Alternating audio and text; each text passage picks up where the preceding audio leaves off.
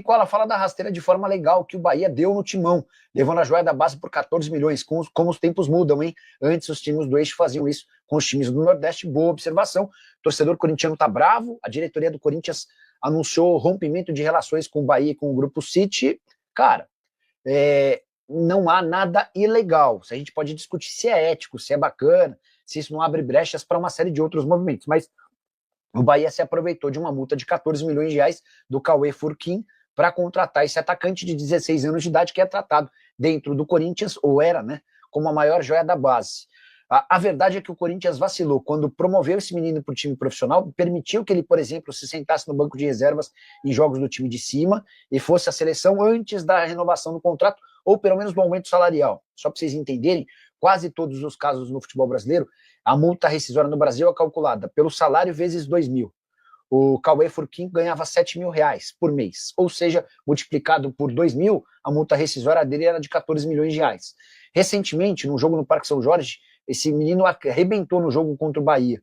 Fez gol, sofreu pênalti, deu assistência, enfim, e a partir dali optou-se pela contratação desse atleta. O Danilo destaca um ponto importante, uma mudança de cenário, né?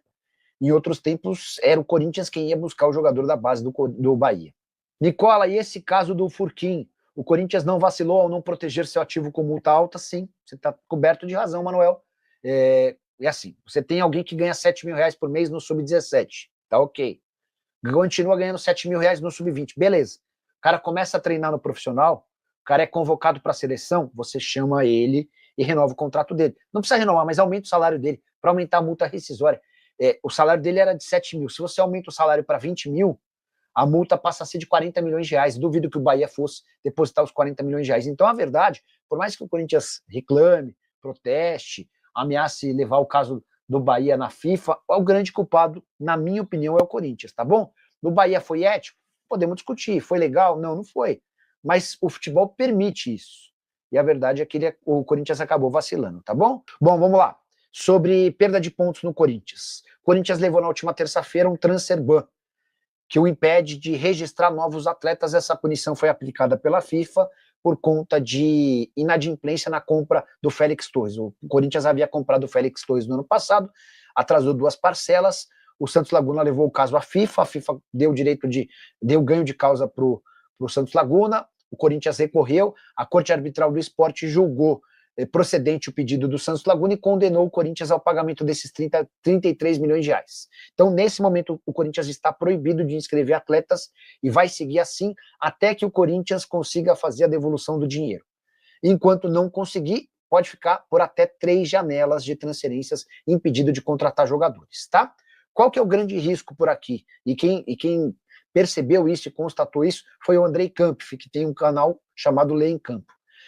Se o Corinthians voltar a levar uma punição da FIFA, não vai vir mais um transfer ban, não vai vir mais uma proibição de inscrição de atletas, até porque essa proibição já está em vigência.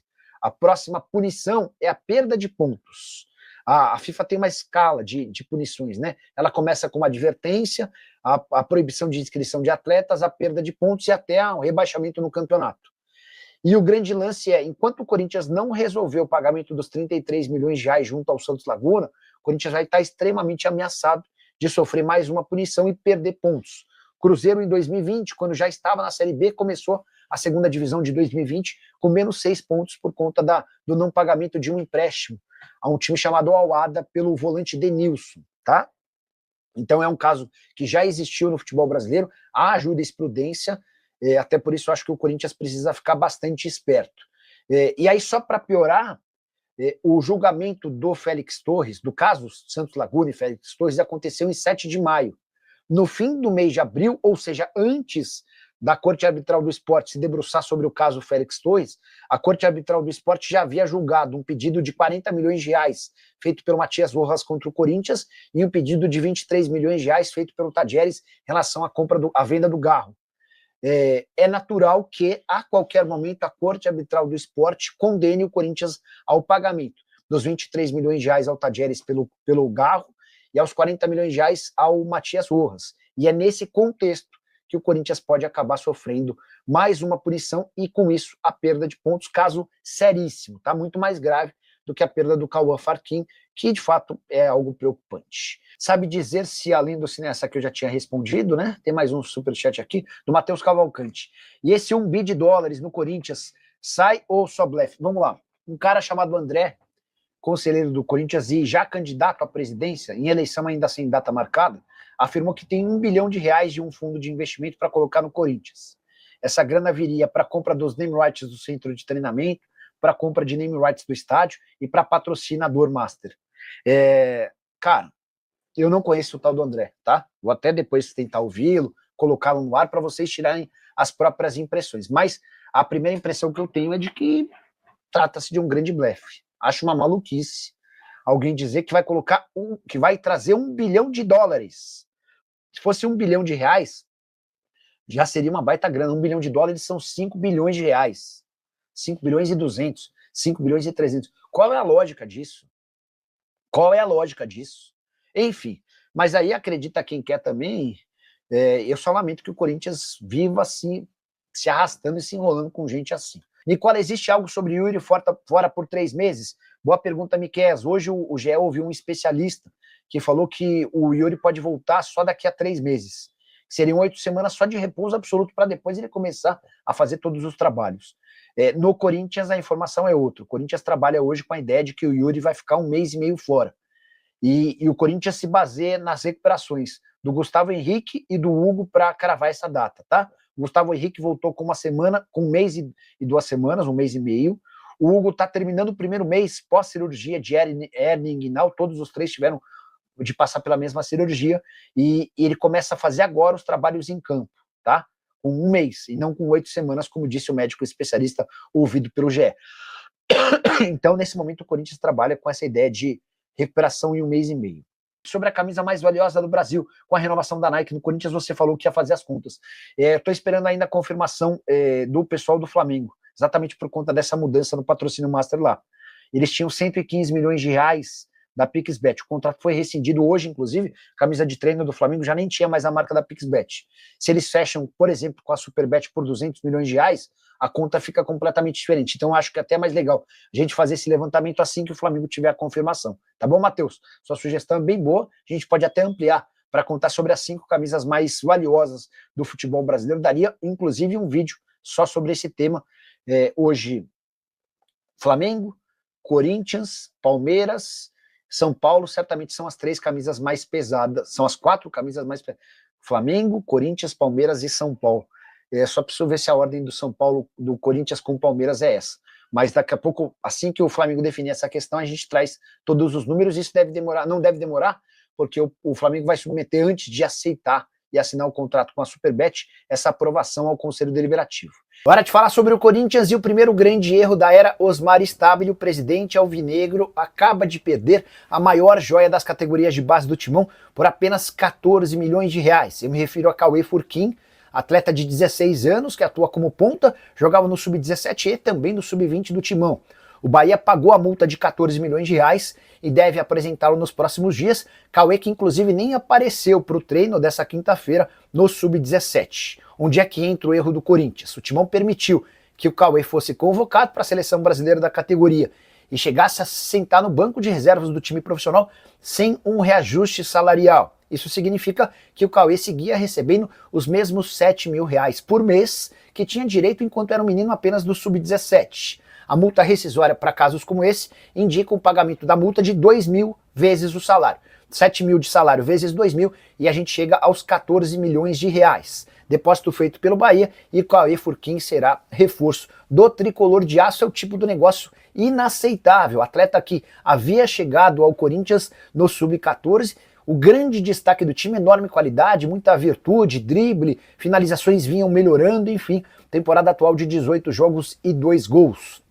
Só para completar, em relação ao Corinthians, uma baita de uma dispensa de vários atletas, mais de 40 jogadores já foram dispensados das categorias de base por falta de qualidade. Esse atleta em específico deixa o clube com enorme potencial e uma baita perda. Hora de falar sobre o Corinthians, assunto sério. O Timão pode perder pontos no Campeonato Brasileiro caso sofra novo transfer ban. Vale a lembrança de que na última terça-feira a FIFA puniu o Corinthians com a proibição de inscrição de atletas até o pagamento de 33 milhões de reais ao Santos Laguna pela compra de Félix Torres. O Corinthians comprou o zagueiro equatoriano, mas não pagou. Há ainda outras 2 condenações para acontecerem a qualquer momento. Os julgamentos, inclusive, na Corte Arbitral do Esporte já aconteceram. Uma dívida de 23 milhões de reais com o Tadieres pela compra do Rodrigo Garro e uma dívida de 40 milhões de reais do Timão para com o meio atacante paraguaio Matias Rojas. Se essas punições acontecerem antes de o Corinthians fazer a quitação da grana com o Santos Laguna, o Timão pode perder pontos no Campeonato Brasileiro e essa nem seria uma novidade por aqui. Vale a lembrança de que o Cruzeiro, quando jogava a Série B em 2020, chegou a perder 6 pontos. O campeonato começou com o Cruzeiro negativado em 6 pontos por causa de uma dívida pequena até, de 13 milhões de reais que o clube tinha para com o Al-Wahda por conta de um empréstimo não pago referente ao volante Denilson.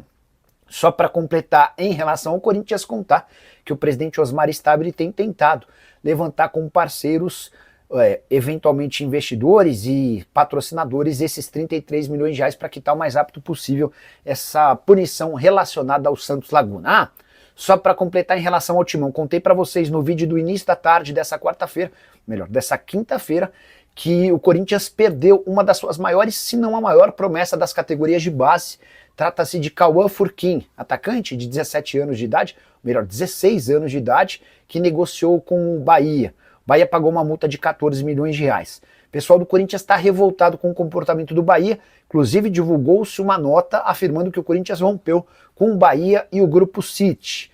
Antes da divulgação dessa nota, o Nenê do Posto, que é o diretor de futebol da base do Corinthians, já havia afirmado, abre aspas, ele tinha um dos maiores salários do Sub-17 e em mais 2 anos e meio de contrato pela frente. Foram oportunistas. Chamamos para aumentar o salário e eles só nos enrolaram, fecha aspas, Cauã Furquim, que ganhava 7 mil reais por mês por conta desse salário baixo, multiplicado por 2 mil, multa de 14 milhões de reais, o Bahia pagou a multa e vai ficar com o jogador. E você, o que pensa sobre tudo isso? Não esquece de usar o espaço para comentário, para opinar sobre o que quiser.